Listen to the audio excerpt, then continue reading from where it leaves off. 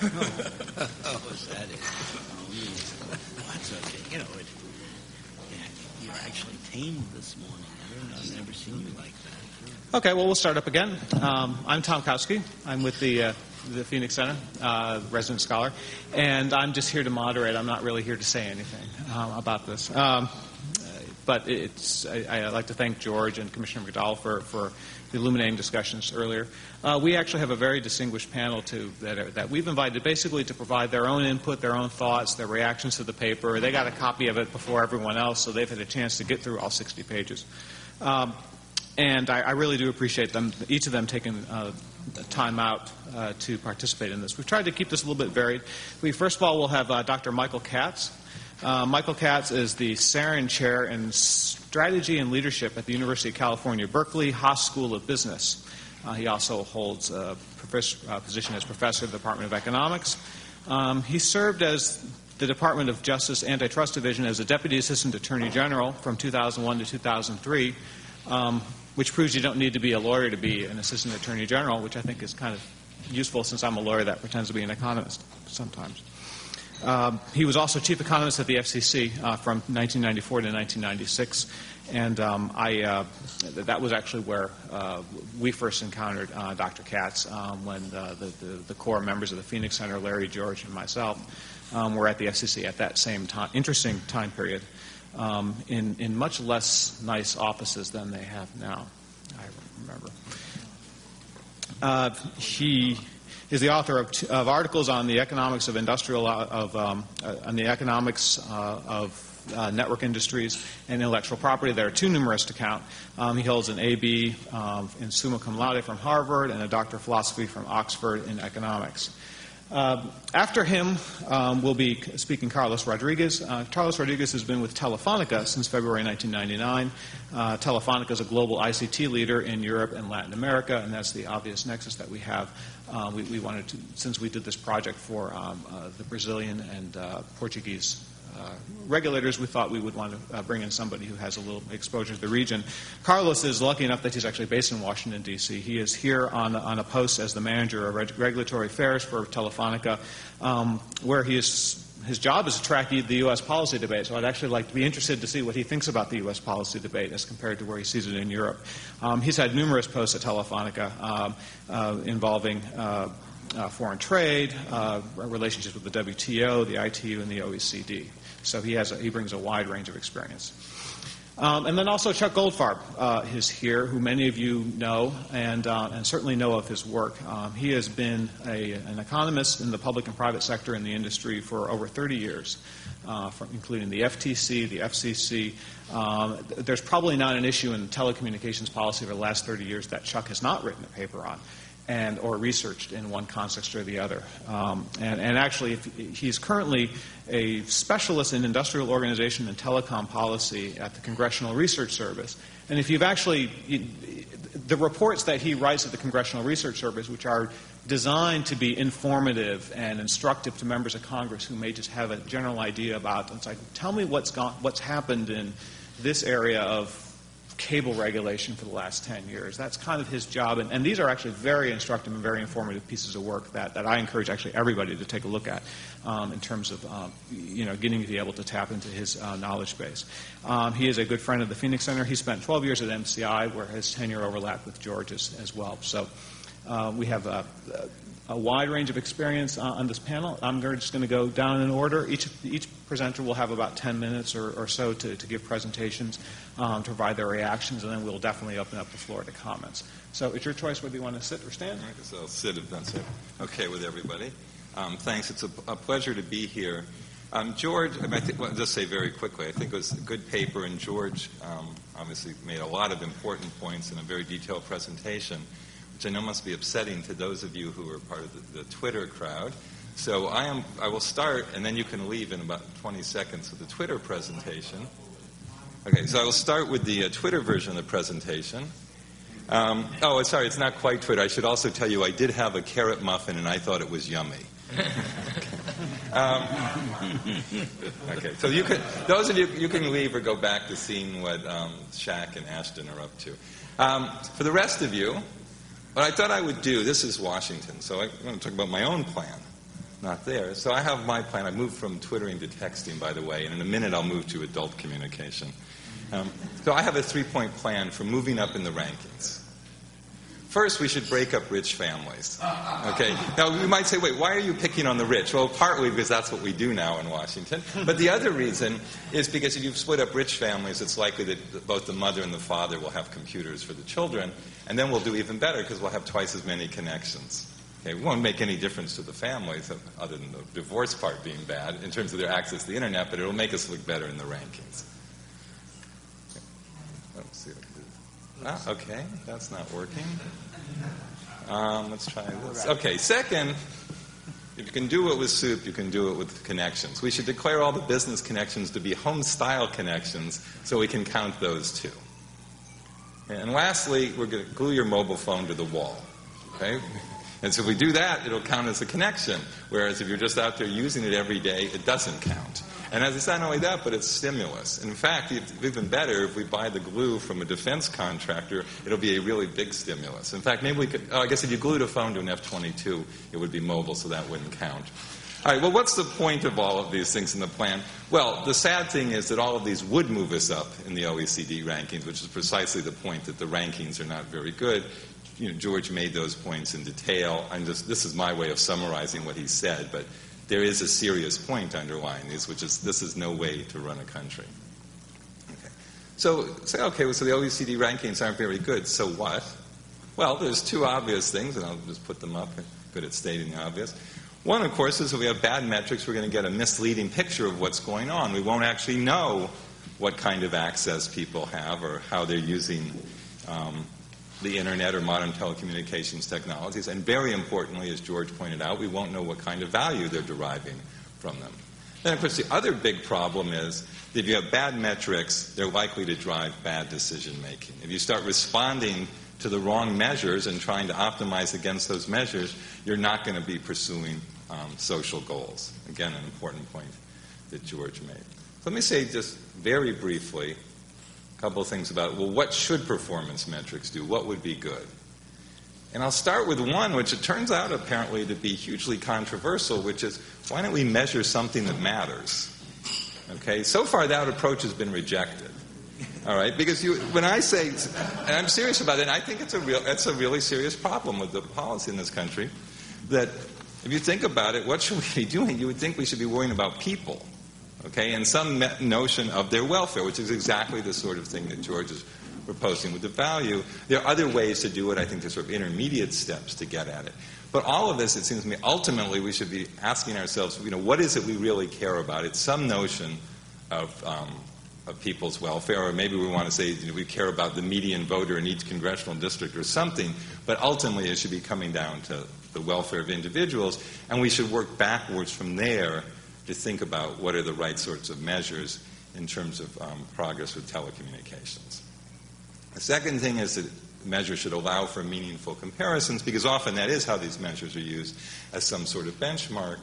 And again, as George has already pointed out, the OECD measures do pretty badly in that respect. It's probably not a very useful or meaningful way to go across countries.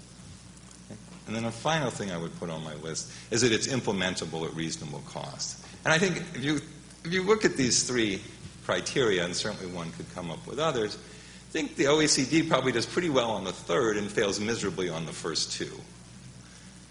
Now, I get the authors of the study might be doing. I think the authors of the study actually are doing pretty well on the first two, but as they recognize there's a lot of problems with the third one if you really tried to implement the full program of what they talked about. And I think my view of the real value of the paper and the presentation you heard today is not that you're actually going to go out and calculate what percentage of the total benefits we've got, because I think the problem actually, the authors recognize that it's a hard problem, but I think it's actually much harder because you can't estimate what I think are probably the relevant demand curves by looking at the demand for the services today. You're trying to project forward. We're talking about long-term investments. We're trying to figure out, well, what's demand going to look like in 10 years, and that's endogenous because a lot of what demand looks like is going to depend on what happens between now and then and what people are exposed to, all the services available, everything else. So I think their proposal runs into problems on the third, but where I think where their proposal is really useful is pushing us to think much more clearly and carefully on the first two And I think there's a lot of value in that, even if we don't get all the way to the full measures that they talked about. So on that, let me say a little bit more maybe about sort of some intermediate steps. I have a program for progress. If you want to vote for me, go ahead, do a write-in now. It's never too early to start, but I mean, with names like that, it must be good. Okay, so my 4-point program for progress. So one, and again, I'm serious about this point, I think this whole notion of coming up with a single unidimensional index for a problem this big, this complicated, and this important is just goofy. I mean, we don't need a single index. I guess this is if you're a really busy person and you say, okay, look, I got 20 seconds to think about broadband policy, give me a number. Okay, if you really have only 20 seconds, fine, but how about like if you're going to spend days, weeks, months, or years, you might want to have a much richer, fuller, and more complex picture. And I think there really is almost no good purpose served to coming up with a single measure. Now you might say, no, we do need a single measure. We need something people can fixate on, which is a less polite, or maybe the polite way of saying that is we need something that can motivate people and it's a tangible goal, et cetera, we can all rally around. And that may be a nice thing for selling the program to the public, but I think so far it's actually been pretty destructive in the debate. It's made people focus on the wrong things. And it's really, I mean, it's no way to do serious policy analysis. And I'll make an analogy, actually, and the FCC is getting comments actually on this analogy, whether we should measure competition just by looking at concentration measures. And the answer, of course, is no, we shouldn't look just at that. The issues involved are too important. Why would you stop with just one simple index? Why wouldn't you look at the problem in much more depth and look at multidimensional measures and a whole bunch of different approaches? And I think the same is true here. So it's not to say we shouldn't try to measure things, but I just think we're going to put in the language that George talked about, really strong diminishing returns, and in fact negative returns to trying to make the measures too simple or boil them down just to a single number. Okay, this relates now, this next point, to both George's point about value and what I was saying about let's measure things we care about.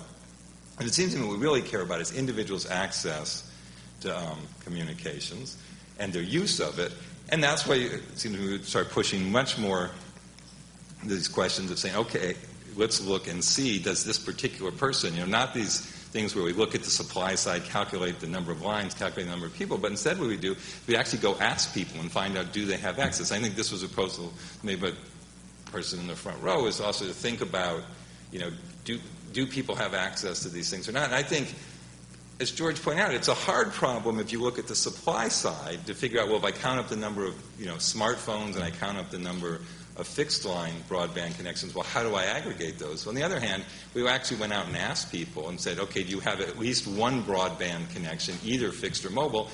They could say yes or no. Now, it turns out a fair percentage of them will get it wrong, but still, they would say yes or no, and that's, we live with that all the time in doing surveys. So I think part of it is also saying switch, because in the end, and it's kind of a simple-minded point, but I think a good one, if what we care about is people, let's ask them, and let's look at the demand side of things. Let's do more to understand what access people do and don't have. And obviously you want to match that up with supply-side data. You want to see if the numbers do make sense, because sometimes, particularly on things like access, people's perceptions can be wrong.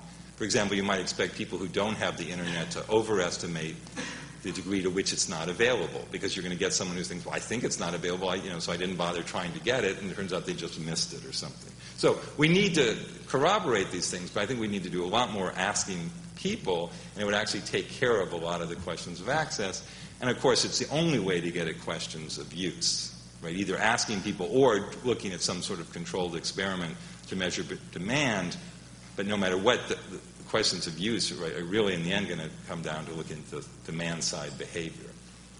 And as part of that, and this is why the second bullet says use of modern telecommunications, I think this fixation with broadband and with speed is another thing that's just really misplaced. There's no doubt that some degree of speed is very important, but mobility, for example, is incredibly important to people. And actually, I'm willing to bet that a lot of people, if you gave them the choice between, if you said you have to pick one or the other, you can have an extremely high-speed fixed connection, or you can have, say, the current, you can have a 3G mobile phone. You get one or the other. Almost everybody I know is going to take the 3G mobile phone. Now, of course, it's not really a choice between the two, But the point to make there is it's not just about speed. And I think this is something, for example, in the case of healthcare, that the focus in the debate has really gone in the wrong direction. There's a tremendous amount of discussion of what can we do to put extremely high-speed connections, hospitals and this and that. Well, there's a huge amount you can do with low-speed mobile connections. As I think almost everybody recognizes, at least when talking about others but not themselves, issues of disease management and chronic care are really critical in the U.S., and we do it very badly, and there's huge potential cost savings. And a lot of those issues can be addressed with narrowband, or certainly with 3G mobile phones, because a lot of chronic care is about maintaining links and connections between the patients and the healthcare professional. And that's the kind of thing that a mobile phone is ideal for. But that's not the thing we tend to discuss. There's much more. Let's get all excited about putting in really high-speed connections. Yes, they have a role. Yes, there are things they can do.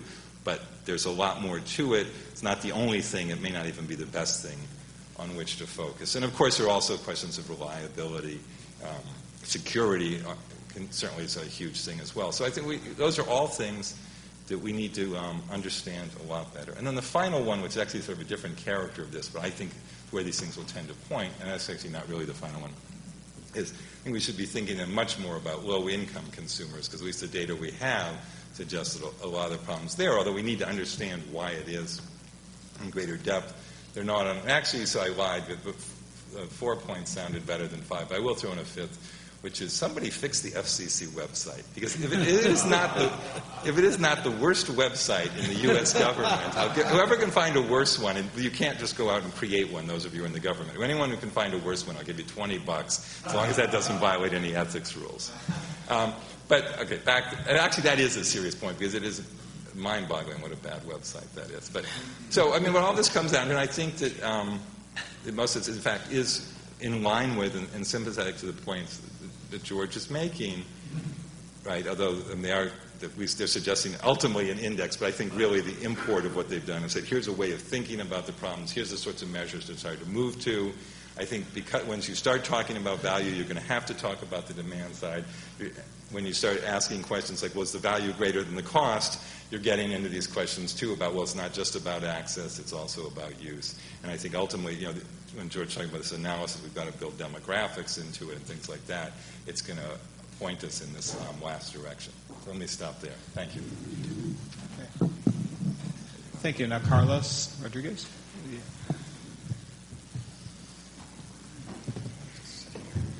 I think it works from here. Hey, Carlos. There we go. Middle button will cut you off. Well, if it doesn't work, I'll get up there. Or thank you very much for the invitation, Larry, George, Tom. It's really a pleasure to be here and have the opportunity to talk on behalf of Telefonica. I think it's important to have this kind of international perspective because we are moving towards this increased influence from what is going on overseas, especially in Europe, in the US, and the other way around. So I think it's useful to have a perspective of how European telecommunication operators, in this case Telefonica, see this debate evolving. And it's true that Telefonica has this wide worldwide presence. We have operations in all over Latin America, in the major markets in Europe.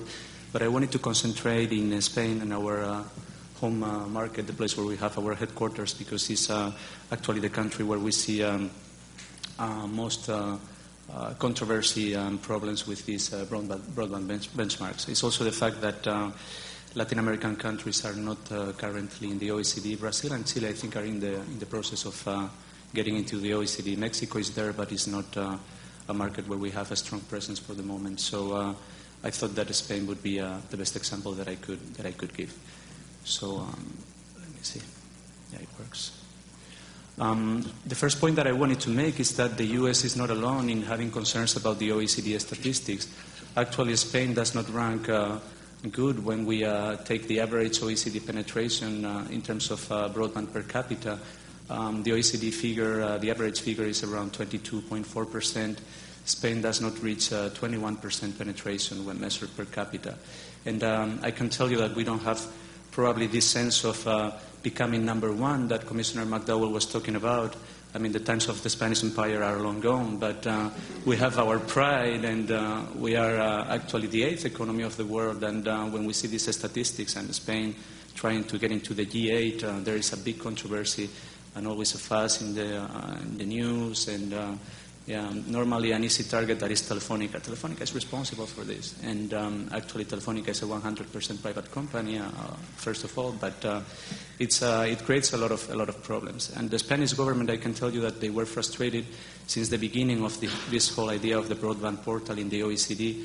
And when the concept was launched in December 2007, the Spanish government requested that the data for Spain would be deleted from the broadband portal, and that happened for 6 months. It was basically a question of how benchmarks for prices were done, and the fact that they were not taking into consideration bundled offers for voice and data from Telefonica and other operators. But it gives a sense of the frustration that this type of benchmarks may create, not only in the US, but in other countries as well.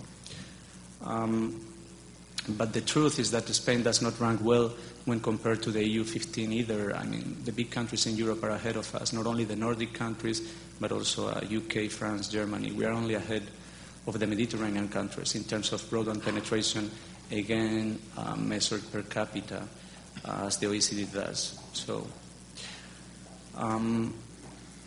what we realized, and I think that the Spanish government as well, is that when you take a look at these benchmarks, there are some socioeconomic and demographic factors that are usually not taken into consideration.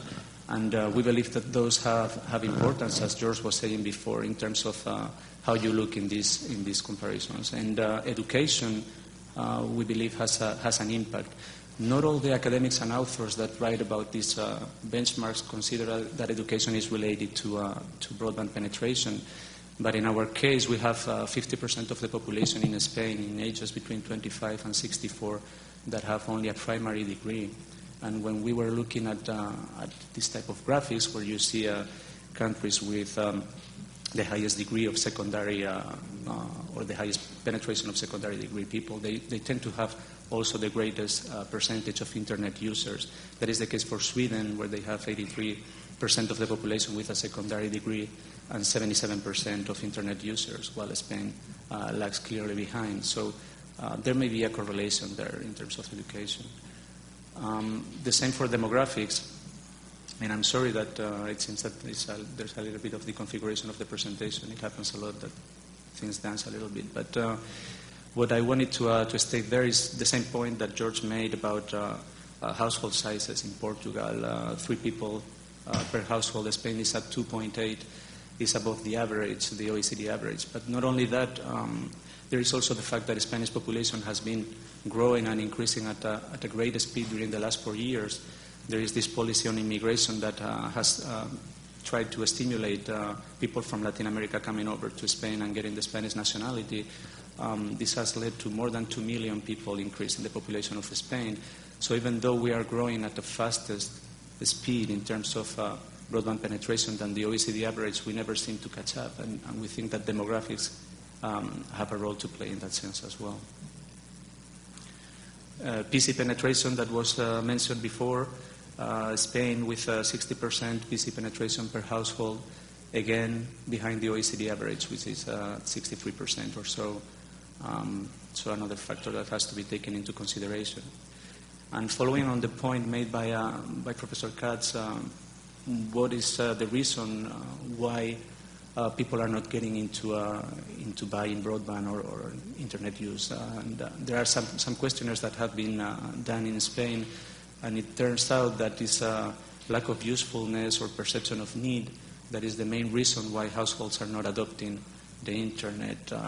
Actually, price, that some people tend to think that would be the major reason why this is not happening, ranks among, if not the lowest response given, with only 4% of people talking about price, and mostly people talking about other reasons, such as not interested in having internet access, not having a PC computer, not considering it useful, don't understanding the internet. So clearly a problem of demand in terms of the situation for Spain.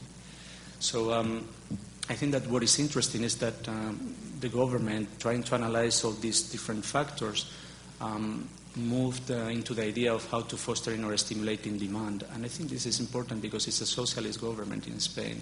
And you would think sometimes that the way the debates go in Europe, the first idea is that there should be more regulation into the incumbent operator. There is a problem of competition policy. There is a problem of price.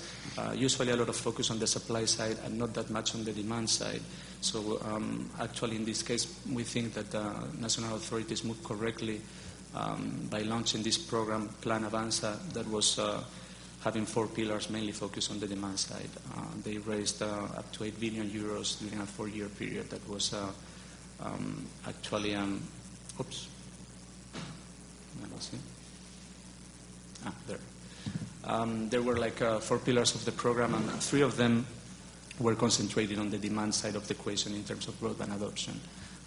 Families, small and medium-sized enterprises, the role of the government as an enabler as well for the development of internet services and therefore adoption.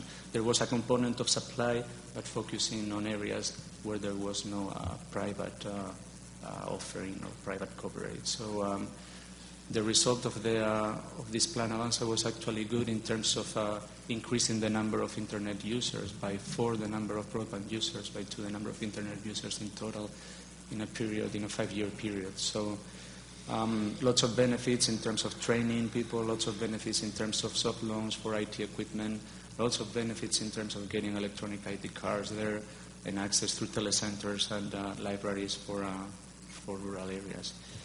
And the last point that I wanted to make is that, as we can see, maybe a regulatory regulation of supply is not the answer to the situation or the problem of how you look in broadband benchmarks. And there, I think that Europe gives an interesting case because, contrary to what you may think in the beginning, the market share of the incumbent operator is not directly related to a problem in broadband adoption or a problem in broadband market. You see there are countries like Finland or Denmark that are leading the OECD rankings and where the incumbent operator has over 60% of the market share or almost 60% in the case of Denmark.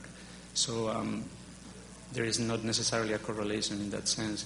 However, when there are policies that stimulate infrastructure-based competition, and when there are countries, European countries, where cable has been making their way to ranges over 35 or 40%, you see actually that countries like Denmark or the Netherlands that have this type of situation rank well in terms of broadband benchmarks. And we actually think that this is the focus that should be given in terms of the next generation networks. This graphic probably is not easy to see from the audience, but what I wanted to state there is that you have a situation in the United States where following the regulatory policy model that was adopted by the FCC, fiber to the home penetration or deployment, I should say, deployment in terms of fiber to the home and fiber to the node is moving forward with 28% of households already being deployed. If you compare that with European countries, actually the situation is quite telling. And I think that we are in the verge of finding an answer to this problem of whether regulation has an impact on investment or not. If you take a look at the situation in Europe, there is a lot of uncertainty in how investment in next generation access networks is going to be regulated, and the trend from the European Commission indicates that unbundling obligations and probably wholesale access obligations as well will be extended from the copper loop into the fiber networks. What that creates is a huge amount of uncertainty and a situation where incumbents such as Telefonica, France Telecom, Deutsche Telekom are not investing at the speed or pace that AT&T or Verizon are doing here in the United States, and that is a fact. Some countries that have some fiber to the home already there, you see that is mainly coming from new entrants and not that much from incumbent operators. So at the end, I think that we are in a very, very interesting scenario now where we will see what the right policies should be and how they impact in terms of investment and deployment. So that's the final point I wanted to make. Okay. Thank you, Haas. Chuck? Good morning. I have to start with the mandatory disclaimer that I'm presenting my own opinions today and not those of CRS. When I am wearing a CRS hat and I represent all 535 members of Congress, I must be neutral like a Supreme Court justice. And today I don't plan to be totally neutral. Last week, I got a call from Larry asking that I participate here today, and they sent me a copy of the paper, printed it out, raced onto an airplane, and when I took it out on the plane, saw that none of the equations or the tables printed out, so I was able to focus on the text, and it's actually probably useful. My first reaction was to see the word index, and the last time I saw an index in a policy debate here in Washington was the diversity index that Chairman Powell imposed, and given how intellectually bankrupt that was, I was kind of happy to know that it was George developing this index. And I started to read the text, and I appreciated very much, and in a sense, what I'm saying is similar to Michael. The real major benefit of this paper is having people start to think about the problem differently, and and just thinking about that some of these obvious things that the paper discusses that have been lost in the debate to date, that customers who most highly value internet access tend to be the first to sign up for service, and also the first places where providers go, so the marginal value of additional connections tend to fall, that efficient investment decisions require that distinctions be made between highly valued but high-cost options on one hand and perhaps not quite so highly valued but perhaps also highly valued but low-cost options on the other, that it won't be efficient to serve everybody when costs to serve people exceed the value, even when social benefits are taken into effect. These insights could be useful and should be part of the basis for the current debate about how to allocate the stimulus funds, and that debate over unserved versus underserved areas. But those obvious insights are often left unsaid because they're not always politically convenient. If the target is a function of economic efficiency and the programs that, when you're talking about the government side of this, where the programs are either tied into a stimulus package or rural subsidies, economic efficiency is not always a convenient thing to be looking at. And I think that, from my perspective, the most useful part of this Phoenix Index would be to help make some of those decisions, if it's possible in some way to implement an index in the time period that they're looking at for the programs. What I was concerned about as I looked at the index is that it tries to provide a more sophisticated measure, but it wasn't totally clear to me what the index would actually be measuring. And my fear is that if you don't have a careful parsing of what is meant by value and how costs are being estimated and what the social benefits are, the index could potentially be abused, which would be a shame because I really do think it could add an awful lot to the policy debate. And I do think the other complication is that because it is such a data-centric index, and data depends on the index depends on the availability of data that to the extent that it must come from industry, may or may not be available. It may be available when industry thinks it's to its advantage to make it available. Has me just a little concerned about how well this can be implemented. And again, a shame, because I think certainly the concepts underlie it would be extremely helpful for those of us who would like to see government programs implemented efficiently and effectively. Just one of the thoughts that I had on the social premia, social benefits, there's always a presumption made that broadband deployment automatically will lead to development, and you need to put that in rural areas. But I've heard, though I've not had confirmed, that there are some concerns that you bring broadband into certain rural areas, and people say, gee, life on the farm isn't so good, and move to the city once they learn more about life in the city. But if that's the case, then perhaps we're not. No, I'll just leave it there. Anyway, the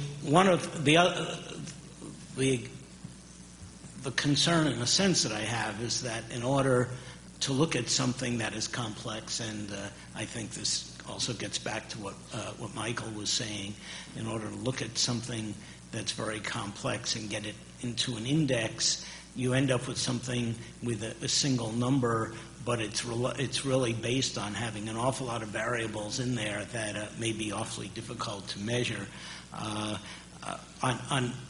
If you're looking at value, and I do apologize because I didn't see the formulas and didn't really see the numbers, the graphics.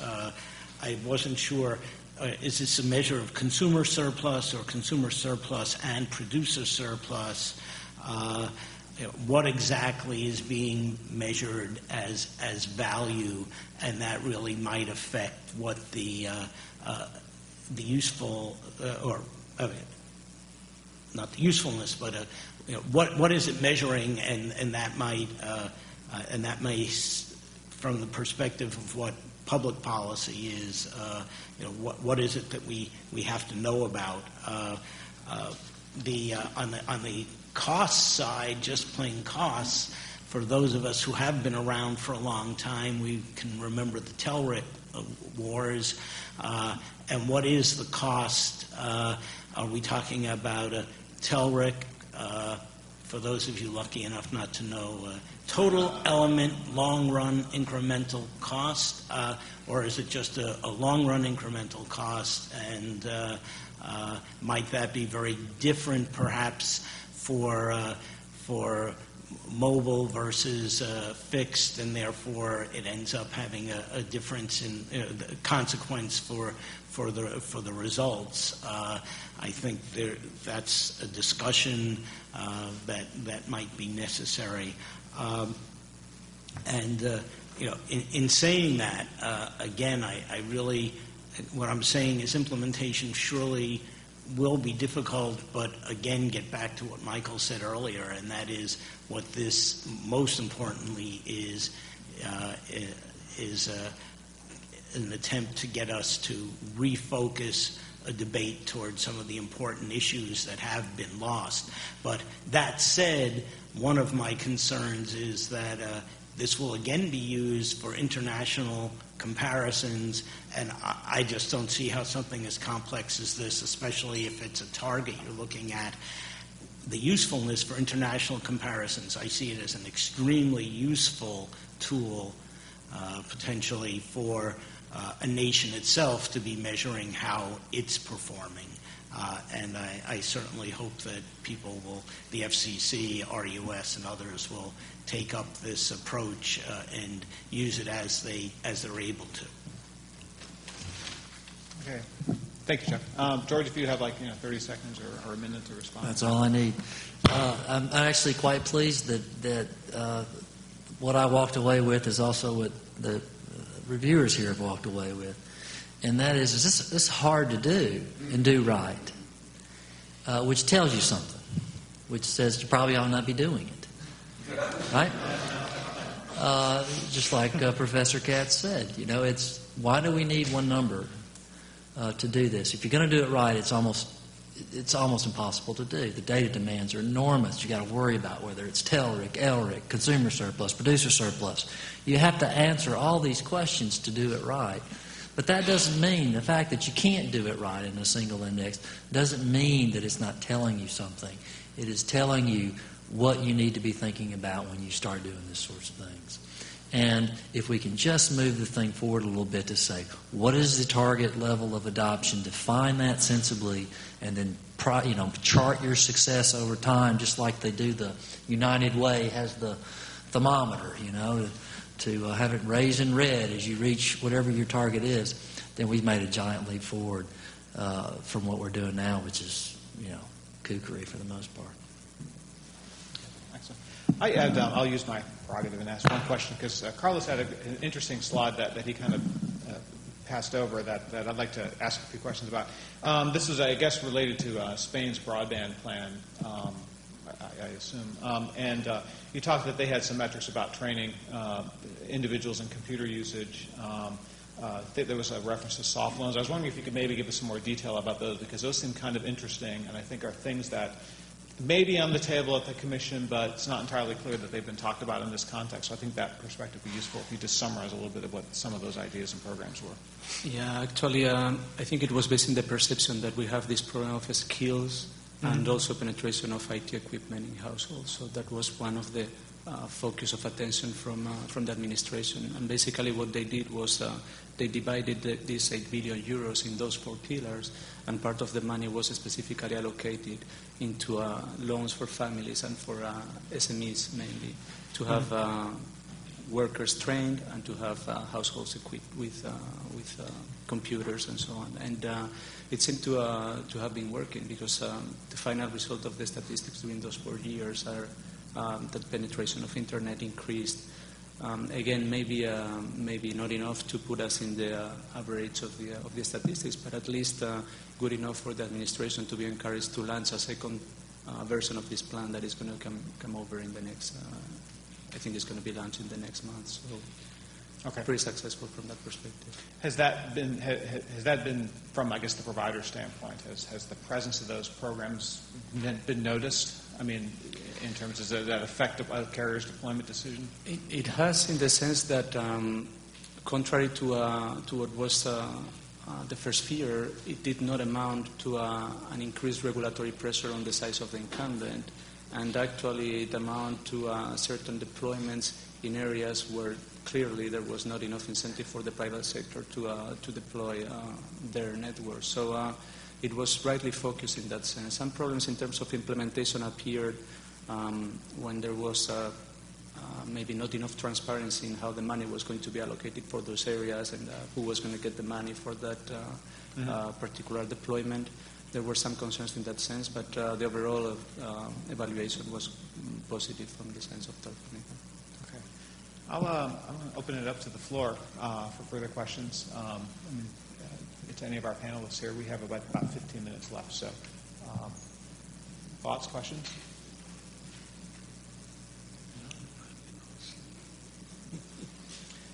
I'll ask actually again one more to Carlos, because again, getting back to your job description about how you're supposed to be monitoring what's happening in the United States, maybe you wanted to defer and demur on this one, but I'm more curious as to what reports go back to Europe about what people are talking about over here. I mean, are we seen as is the United States seen as followers, as Johnny-come-latelys to this game, or is it seen as that we need to monitor what's happening in the United States because it might change the dynamic as to what's happening over here on the continent? The problem with this type of benchmarks and comparisons and so on is that people usually try to use them in their own benefit or to spread the message that they want to put in the table. And Commissioner Reding, when she uses these statistics and data, says very proudly that Europe is ahead of the U.S. in terms of broadband penetration, which may be true if you just look purely at the OECD statistics. What she never says is that is true for DSL technology. It is not true for fiber, and we have a big problem there. Whether you consider that fiber is absolutely necessary for the broadband future of a region or not, is another debate. But it seems to be the case that fiber is going to play a role in terms of the evolution of the sector, in terms of the services that you're going to be able to provide, in terms of the digital future of a country. So that, for instance, is always never the focus that Commissioner Reding uses. And I think that is for a reason, and it's because of this regulatory policy that the Commission, European Commission, is following. They basically believe in competition-based in services. They believe in having the lowest prices and the maximum amount of competitors in the market. They do not see this idea of stimulating investment and innovation through deregulation. So we have a strong debate there, and sometimes the information coming over from the U.S. is not used in an objective way, I would say, by the authorities. Okay, thanks. This is kind of more for the other three economists have all worked at the FCC at one point in time, and so I'm going to take advantage of this opportunity. I think we're all kind of in agreement that calculating the index that's in George's paper would be complicated and data intensive. I'd like to focus on what type of data we think the government should be collecting. Where are the failings right now with what the FCC both collects and publishes, because they don't always publish what they collect, what kind of ideas for changing that or reforming that you might have. And I'll start with Dr. Katz, and then we'll kind of go back. We'll go back in time to Chuck and then George. Well, I guess I think the most important data, or the ones are not data that the FCC should collect, the ones that the Bureau of Census should collect, or maybe other government agencies, in that we have a lot of surveys we do of businesses and households as part of government data collection efforts. And it seems to me what we need to do is just, and many other economists have recommended this as well, is just have a broader effort that thinks about, well, what kind of information do we want from households about use of modern telecommunications technologies, and I would put broadband in that, but certainly not alone. I'd want to know about mobile, and I'd want to know the breakdown between fixed and mobile broadband and what's important to people. But again, I don't think that's a question of the FCC itself going out and collecting it or mandating that service providers provide it. I think it's the U.S. government having a coherent overall strategy, and maybe the FCC is the right place to lead the efforts to define what's needed. But I think it really has to be a multi-agency effort. Okay. Chuck, you in the position of using whatever data is collected for your report. Yeah, I've not really been following very closely the last few years the FCC's data collection efforts. Just not part of my job description these days, thankfully. I do have a sense, working with Congress, is that data generally available to Congress is just the data that is selectively presented by interested parties, and that's always a problem.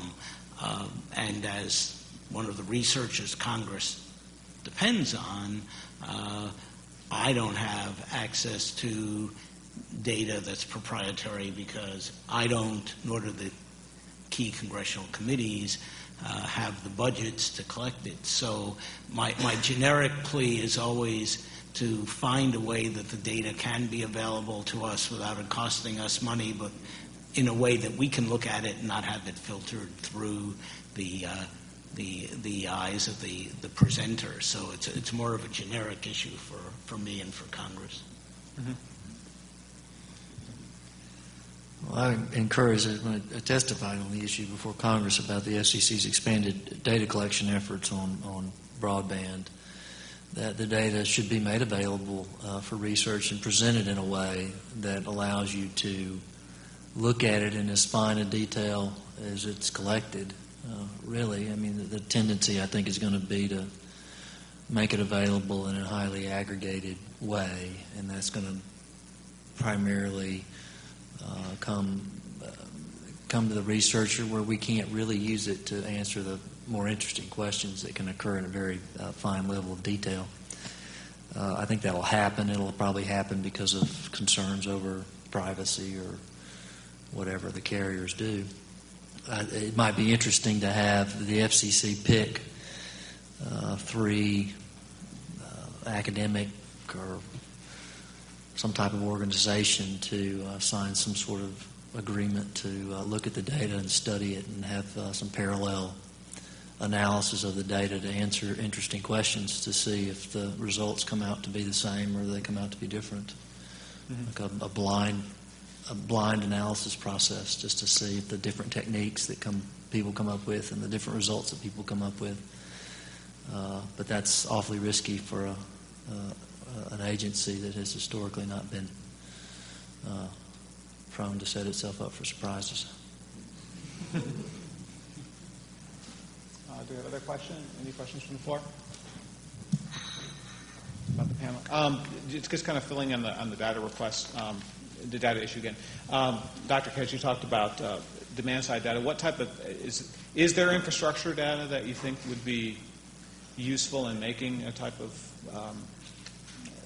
analysis? I mean, I'm just trying to focus on. I mean, if you use the Census Bureau and maybe other government offices to gather a lot of demand-side questions.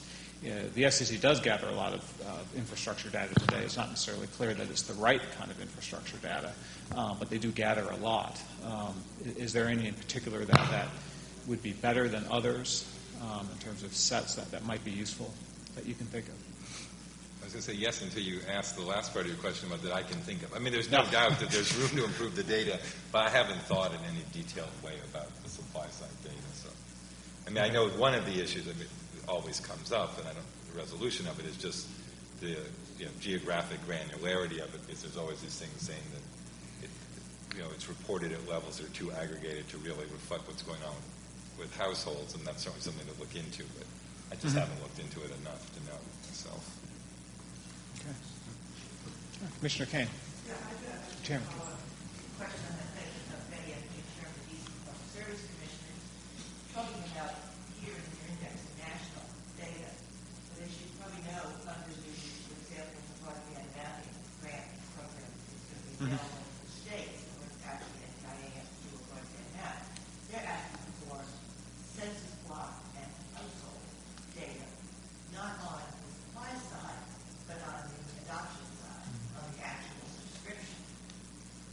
And also then, I don't expect that Mr. Cummings would want to try to cross-check that with demographic and other kinds of income data, et cetera. The state doesn't exist now. Nobody collects the prices of census block, not even the FCC is limited, and they don't make it available. So I just wanted to, it's not just a national issue of how we compare as a country to the OECD countries and all the other countries.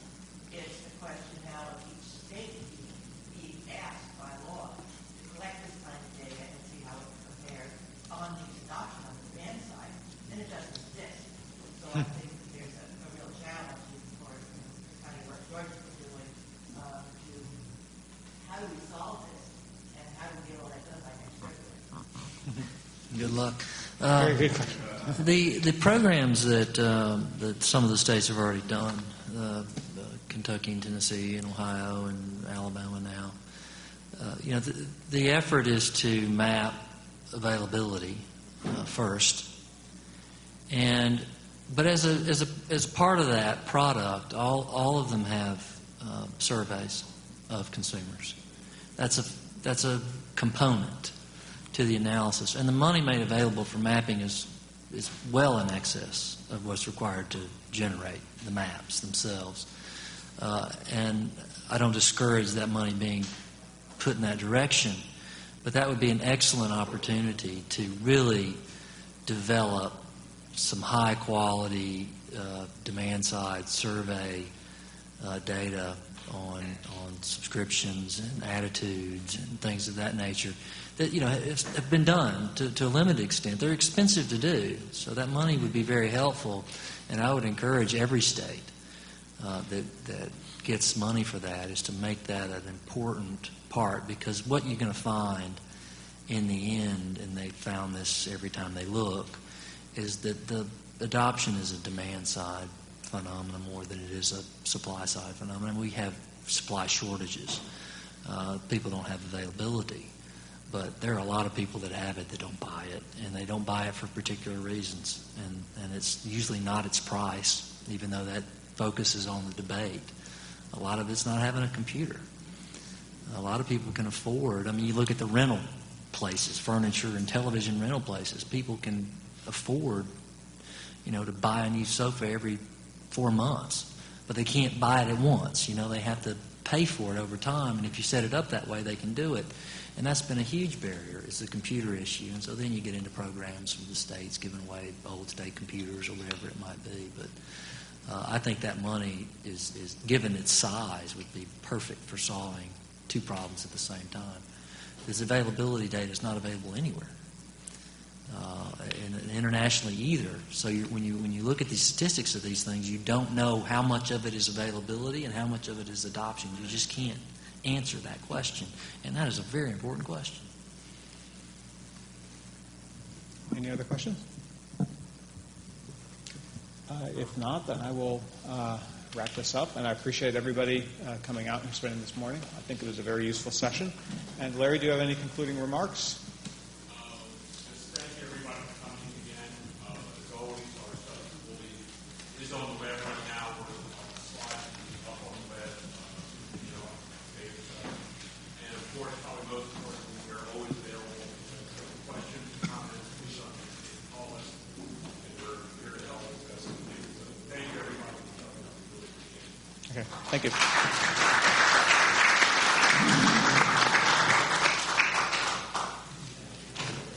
Okay, thank you, gentlemen. Thank you. Appreciate your time. Thanks. My card. Oh, Nice to meet you. Because, I think that it would be interesting for you to meet up our director for regulatory studies when it comes to regulatory. I don't know if you go frequently to Europe or not, but maybe you have sometimes. Okay. Yeah, I don't have a card because I just moved back to Berkeley last week. Yeah. I'll send you an email.